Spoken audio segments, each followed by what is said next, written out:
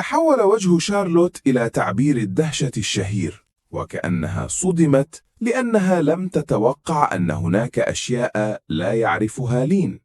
لين لم يتكلم، واكتفى بمراقبة شارلوت بصمت منتظرا إجابتها، وكأنه وجب شيئا مسليا. ابتسمت شارلوت ابتسامة ماكرة وقالت له مازحة: لو قلت لي كلاما لطيفا فسأخبرك. أدار لين رأسه بعيدا وأغلق عينيه. عندما رأت ذلك عبست وأخرجت تميمة تقليل التبريد الخاصة بها. تذكر لين بسرعة أن هذا العنصر لم يكن شيئا يدرس في المدرسة. قالت شارلوت إن تميمة تقليل التبريد تستطيع إلغاء وقت الانتظار الخاص بالدنجن، مما يسمح للشخص بدخوله عدة مرات متتالية. كانت التميمة تشبه ساعة توقيت. عندما استخدم لين تعويذة الكشف ظهرت معلومات العنصر. تميمة تقليل التبريد الأساسية. عدد الاستخدامات المتبقية 7. الوصف: هذا العنصر يمكنه إلغاء وقت التبريد الخاص بالدنجن، لكنه فعال فقط في الدنجنات الأقل من المستوى 20. كانت هذه أول مرة يسمع فيها لين عن مثل هذا العنصر. سأل لين إن كانت هذه التميمة باهظة الثمن. قالت شارلوت إنها لا تعرف لأن والدها هو من أعطاها لها، لكنها تتذكر أن والدها بدا متألما قليلا عندما سلمها إياها. عائلة شارلوت ثرية جدا، ولديهم شركات ناجحة كثيرة، وهم مشهورون في مدينة البحر الغربي. لذلك إذا كان شخص مثل والد شارلوت يرى شيئا مكلفا فلا بد أن قيمته عالية فعلا. حكت شارلوت رأسها وقالت إنها تحتاج لاستخدام كل فرص إعادة الدنجن 7 خلال يومين، وإلا ستضيع. لكنها شعرت أنها قد تموت من الإرهاق. عندما رأى لين تعبيرها القلق فكر قليلا ثم عرض أن يحملها خلال الدنجن، وقال إنه يستطيع أن يجعلها تصل إلى المستوى 15 دون أن تفعل أي شيء. فجأة تذكرت شارلوت إن هذا الشاب بجانبها يستطيع إنهاء الدنجن بمفرده، فقررت بسرعة أن تشارك التميمة معه. كان لين يعلم أنه رغم أن الخبرة تقل كل مرة، إلا أن عدد مرات الدخول الأكبر سيمنحهم خبرة إجمالية أكبر، أي أنه مكسب للطرفين. وافقت شارلوت بسعادة. طلب لين منها أن ترتاح أولا وسيبدأني بعد ساعتين. تمددت شارلوت بتكاسل واستعدت للنوم، وبعد لحظات قليلة فقط كانت قد نامت بالفعل. النوم في البرية بهذا الشكل خطر جدا، لكنها نامت بهدوء لأن لين كان بجانبها. كانت ملتفة مثل القطة الصغيرة وتبتسم ابتسامة خفيفة أثناء النوم. بعد ساعتين انتهى وقت التبريد الخاص بلين. استيقظت شارلوت وتمددت قليلا ثم دخلا دنجن معا. كان معهما محارب هيكلي عظمي. استخدمت شارلوت التميمة فاختفى وقت التبريد فورا. بدأ لين الدنجن واختار مستوى الكابوس. تغير وجه شارلوت فجأة. ظنت أن لين اختار المستوى الخطأ، لكن قبل أن تتكلم كانا قد اختفيا بالفعل. داخل الدنجن كان الجو خانقا وثقيلا. تمسكت شارلوت بذراع لين وهي خائفة. سألها لين إن كانت خائفة. قالت بسرعة إنها ليست خائفة، لكن مجرد رؤية إحصائيات الوحوش جعل أسنانها ترتجف. قال لين لها: فقط اتبعيني. ظهر عدد كبير من المحاربين الهيكليين. ركضوا عبر نفق المنجم الطويل. ظهر زعيم الذئاب المنجم. كان زعيم الكابوس أكبر مرتين من النسخة العادية. قتل أحد المحاربين الهيكليين وحش النخبة، ثم قذف جثته نحو الزعيم. رفع لين يده وقال: انفجار الجثة. انفجار هائل دوى في المكان. قفزت خبرة شارلوت بشكل جنوني، ثم تبعت الانفجار عدة انفجارات أخرى. سقط ملك الذئاب أرضا وهو يعوي، الزعيم الذي يحتاج فريقا ل3 أشخاص و20 دقيقة لقتله، قتل في أقل من ثانية. عندها أدركت شارلوت أن هذا ليس مستوى عاديا، بل مستوى الكابوس. وعندما علمت أن لين كان ينهي ضنجنات الكابوس وحده منذ المستوى 10، فهمت أخيرا لماذا يرتفع مستواه بسرعة جنونية. منذ دخولهم الدنجن مر 10 دقائق فقط، وكانوا بالفعل أمام الزعيم الأخير. كان أمامهم ملك الجوبلين العملاق.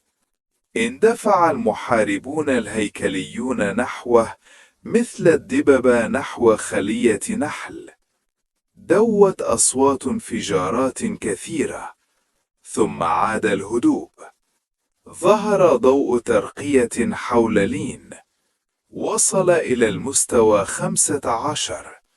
نظرت شارلوت إلى الغنائم وقالت إنه مؤسف أنها ليست عصا سحرية. فجأة طار شيء أسود نحوها، أمسكته غريزيا. كان عصا ملك الجوبلين. لين أعطاها لها. عرفت شارلوت أن لين لا يهتم بهذه المعدات البرونزية، أما لين فكان مشغولا بحساب إحصائياته الجديدة، واستنتج أنه بعد 5 جولات أخرى سيصل إلى المستوى 16.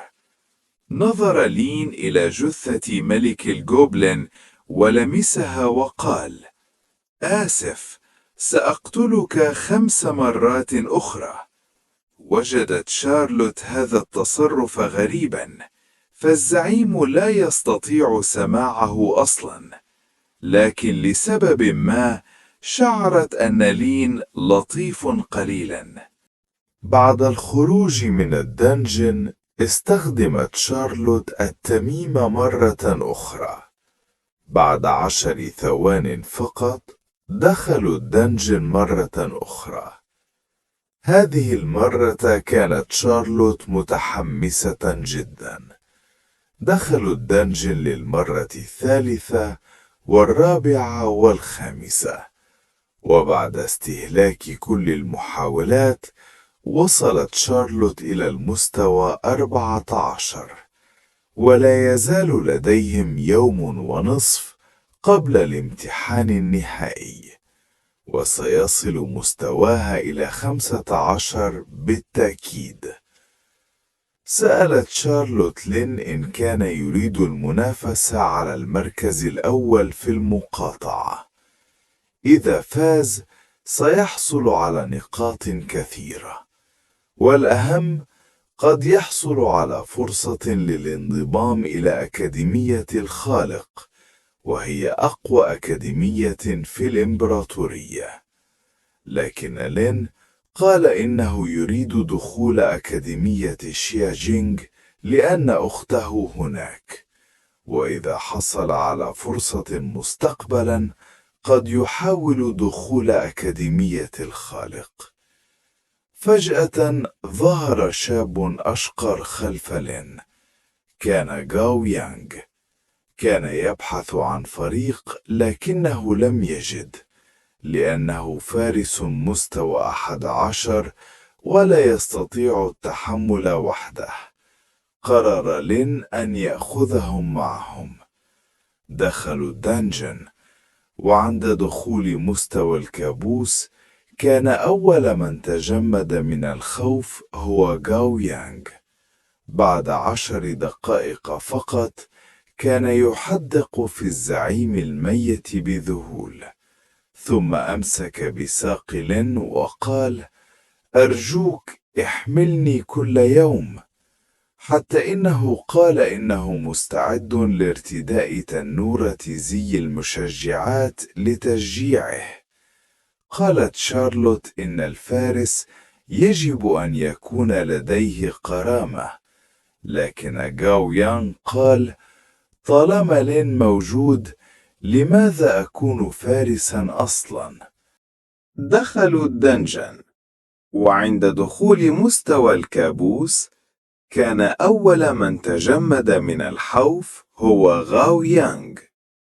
بعد 10 دقائق فقط كان يحدق بالزعيم الميت بذهول، ثم أمسك بساق لين وقال: أرجوك احملني كل يوم. حتى إنه قال إنه مستعد لارتداء تنورة زي المشجعات لتشجيعه.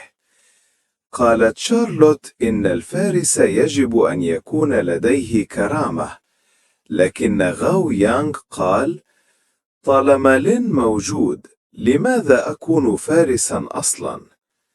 بعد الجولة الأخيرة، لين المستوى 16، شارلوت المستوى 15، غاو يانغ المستوى 12. في اليوم التالي جاء الامتحان النهائي. تم نقل جميع الطلاب إلى برج الاختبار. تم إعلان القواعد. أي شخص يتكلم سيتم استبعاده فوراً. وعندما همس بعض الطلاب، أطلق البرج أشعة عليهم واختفوا فوراً. غطى غاو يانغ فمه من الخوف. دخل لين الاختبار. بما أنه مستحضر أرواح أو نيكرومانسر، وهي مهنة نادرة، قرر الممتحنون إرسال وحش أقوى منه بمستويين. ظهر أمامه ساحر ذئب وحشي يحمل عصا. ظهر عداد تنازلي. رفع لين يده، وعندما انتهى العد استخدم مهارته لهب الروح. صرخ الوحش وسقط ميتا فورا. في أعلى البرج صدم جميع الممتحنين، فقد هزم الوحش في 0.1 ثانية فقط. ومع السلامة يا أساطير.